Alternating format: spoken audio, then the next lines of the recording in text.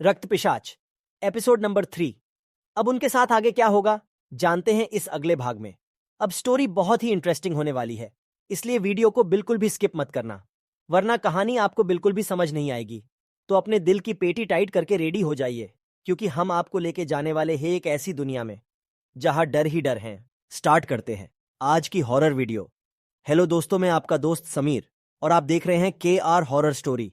अंधेरी रात और खाली सड़क में ऑटो भागा चला जा रहा था। तभी मैंने उस ऑटो वाले से कहा, भैया एक बात पूछूं क्या आपसे? मेरी बात सुनकर ऑटो वाले ने कहा, हाँ भैया जी पूछो। फिर मैंने कहा, भैया जी क्या आप भूतों या पिशाच पर विश्वास करते हैं? मेरी बात सुनकर ऑटो वाला थोड़ा सा मुस्कुराया और बोला, हाँ भी और ना भी। फिर मैंने थोड़ी हैरानी से कहा, मतलब मैं कुछ समझा नहीं भैया जी, आप क्या कहना चाह रहे हैं? फिर ऑटो वाले ने अपनी बात समझाते हुए कहा, मतलब मैं विश्वास भी करता हूं और विश्वास नहीं भी करता। मुझे इस बार भी ऑटो वाले की बात समझ में नहीं आई, इसलिए मैंने उससे फिर कहा, अरे भैया जी थोड़ा साफ साफ कहिए, मुझे अभी भी कुछ समझ में नहीं आया। फिर ऑटो वाले ने मुस्कुराते हुए कहा, मतलब यही कि मैं भूतों और पिशाचों पर विश्वास इसलिए करता हूं क्योंकि मैंने कई लोगों के मुंह से सुना है कि उन्होंने भूतों और पिशाचों को देखा है, पर मैं इसलिए विश्वास नहीं करता क्योंकि मैंने अभी तक खुद कभी भूत पिशाच नहीं देखे। ऑटो वाले की सारी बात सुनकर फिर मैंने कहा, क्या भैया आपको पता है इनमें से सही कौन होता है? फिर मेरी बात का जवाब देते हुए ऑटो वाले ने कहा, जहां तक मुझे पता है कि इनमें से सही तो कोई भी नहीं है, पर खतरनाक की बात करें तो इन दोनों में पिशाच ही सबसे खतरनाक है। फिर मैंने कहा, मतलब कैसे आप पिशाच को ही सबसे खतरनाक क्यों बोल रहे हो? फिर ऑटो वाले ने अपनी बात जारी रखते हुए कहा, क्योंकि भैया जी कहते हैं इंसान भूतों से तो बच सकते हैं, मगर कभी पिशाच गलती से भी किसी इंसान के खून की महक ले ले तो उस इंसान का बचना बड़ा ही मुश्किल हो जाता है।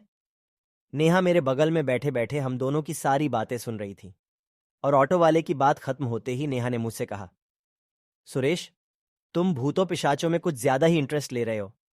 फिर मैंने नेहा की तरफ देखा और कहा, क्यों नेहा, तुम्हें डर लग रहा है? हाँ, अगर तुम्हें डर लग रहा है तो कहो, फिर हम भूत पिशाच की बातें करना बंद कर देंगे। फिर नेहा ने कहा, मुझे कभी डर नहीं लगता क्योंकि मेरा काम ही है लोगों को डराना। मैं नेहा की बातें सुनकर हंसने लगा और हंसते हुए ही बोला, अच्छा तुम्हें डर नहीं लगता? अगर कोई पिशाच तुम्हारे सामने आ जाए तो तुम डर से कांपने लगोगी। फिर नेहा ने कहा, अच्छा अगर तुम्हारे सामने कोई पिशाच आ जाए तो तुम्हारा क्या होगा? फिर मैंने मुस्कुराते हुए कहा, मेरा क्या होगा, मैं तो चाहता हूं कोई भूत या पिशाच मेरे सामने आ जाए, फिर देखता हूं उसे। फिर नेहा ने कहा, ठीक है चलो तुम्हारी ये ख्वाहिश भी पूरी हो जाएगी। जैसे ही मैंने नेहा के मुंह से यह सुना तो फिर मैं नेहा को घूरने लगा। तभी नेहा फिर हंसने लगी और हंसते हुए ही बोली, वह बातें इतनी बड़ी बड़ी पर इतनी जल्दी डर जाते हो तुम? फिर मैंने कहा, अरे मैं डरा नहीं था। फिर नेहा हंसते हुए बोलने लगी, हाँ पता है, डरे थे या नहीं, ऐसे ही दोनों बातें कर रहे थे और वो ऑटो भी लगभग 40 मिनट से लगातार चला जा रहा था। तभी एकदम से वो ऑटो 2-3 झटके लेकर बंद हो गया और ऑटो के बंद होते ही मैंने ऑटो वाले से बोला, क्या हुआ भैया, ये ऑटो कैसे बंद हो गया? फिर ऑटो वाला बोला, पता नहीं भैया जी, मैं अभी फिर से स्टार्ट करके देखता हूं। इतना बोलकर वो ऑटो वाला ऑटो स्टार्ट करने की कोशिश करने लगा, पर 4-5 बार कोशिश करने के बाद भी ऑटो स्टार्ट नहीं हुआ। तो वो ऑटो वाला तुरंत मुझसे बोलने लगा, भैया जी ऑटो ऐसे तो स्टार्ट नहीं हो रहा, आप थोड़ा ऑटो में धक्का लगा दे तो क्या पता फिर स्टार्ट हो जाए। नेहा ऑटो से नीचे उतरी और मैं ऑटो के पीछे जाकर ऑटो में धक्का लगाने लगा, पर मेरे काफी देर तक धक्का लगाने के बाद भी जब ऑटो स्टार्ट नहीं हुआ तो उस ऑटो वाले ने कहा, रहने दो भैया, मुझे नहीं लगता ये ऐसे स्टार्ट होगा, आप रहने दो, ऑटो में धक्का लगाना बंद कर दो। हमने ऑटो वाले से पूछा, तो भैया अब हम कैसे जाएंगे? अभी तो यहां से सुंदर नगर 5 किलोमीटर लगभग दूर होगा, अब यहां और दूसरी कोई गाड़ी भी नहीं मिलेगी क्योंकि ये पूरा जंगल वाला रास्ता है। अब हम यहां से पीछे भी जाते हैं तो लगभग 5 किलोमीटर बाद ही ये जंगल खत्म होगा। अब हम क्या करें भैया? नेहा की सारी बात सुनने के बाद वो ऑटो वाला बोला, अरे मैडम मैं तो खुद फंस गया हूं यहां आकर, अब मैं खुद यही सोच रहा हूं यहां से मैं कैसे जाऊं।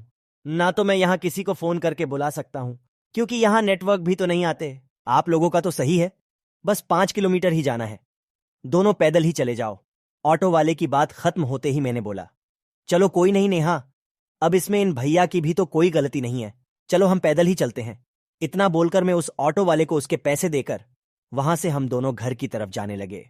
अभी थोड़ा ही आगे गए होंगे, तभी मैंने नेहा से बोला, तुम्हें डर तो नहीं लग रहा ना? फिर नेहा थोड़ा सा हंसते हुए बोली, मैंने कहा ना मुझे डर नहीं लगता, कहीं तुम्हें ही तो डर नहीं लग रहा। ऐसे ही हम दोनों इधर उधर की फालतू की बातें करते चले जा रहे थे। तभी मेरा पैर किसी चीज से टकरा गया और मैं आगे की तरफ बड़ी तेजी से जमीन पर गिरा। फिर उसके बाद नेहा ने मुझे उठाया और बोली, तुम ठीक तो हो सुरेश? फिर मैंने उठकर अपना हाथ देखा और बोला, बस ये छोटी से चोट लग गई। मेरे इतना बोलने के बाद नेहा ने जैसे ही मेरे हाथ की तरफ देखा तो पता नहीं उसे क्या होने लगा। वो अपना सर हल्का हल्का घुमाने लगी और एकदम से मेरा हाथ पकड़ा जहां मेरे हाथ से खून निकल रहा था, और वो अपना मुंह लगाकर उस खून को पीने लगी। उसके बाद मैंने जैसे ही नेहा के चेहरे की तरफ देखा, मेरे अंदर डर की एक लहर सी चलने लगी। मैंने देखा नेहा की आंखों की पुतलियां पूरी काली हो गईं। मैंने जैसे ही ये देखा, मैंने तुरंत अपना हाथ खींचा और तुरंत उस तरफ भागने लगा जहां ऑटो खराब हुआ था। भागते भागते मैं जैसे ही वहां गया तो मैंने देखा ऑटो तो अभी भी खड़ा था, पर वहां कहीं भी ऑटो वाला नहीं था। उसके बाद मैंने फिर पीछे मुड़कर नेहा को देखने की कोशिश करी, पर पीछे कोई नहीं था।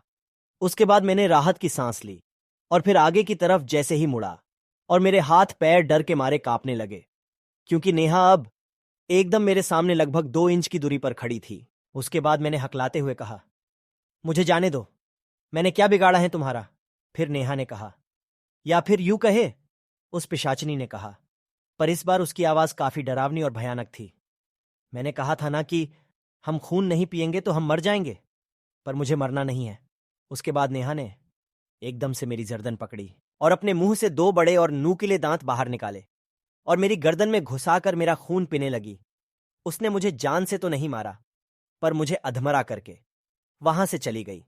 और दूसरे दिन सुबह किसी नेक दिल इंसान ने मुझे पास ही के हॉस्पिटल में एडमिट करवा दिया और आज 6 महीने बाद मैं बिल्कुल ठीक ठाक हूं। पर उस हादसे के बाद अब कभी भी मैं रात में उस रास्ते से नहीं गुजरता। तो दोस्तों, कैसी लगी स्टोरी आपको? अगर अच्छी लगी हो तो मुझे कमेंट करके जरूर बताना। अगर आप भी हमारी स्टोरी पहली बार सुन रहे हैं और हमसे जुड़ना चाहते हैं तो हमारा चैनल सब्सक्राइब करके बेल आइकॉन को ऑल पर करना मत भूलना, जिससे हमारी हर वीडियो आप तक आसानी से पहुंच सकेगी। तो मिलते हैं अब अगली कहानी में। तो जब तक अपना ख्याल रखें, स्वस्थ रहे और मस्त रहे।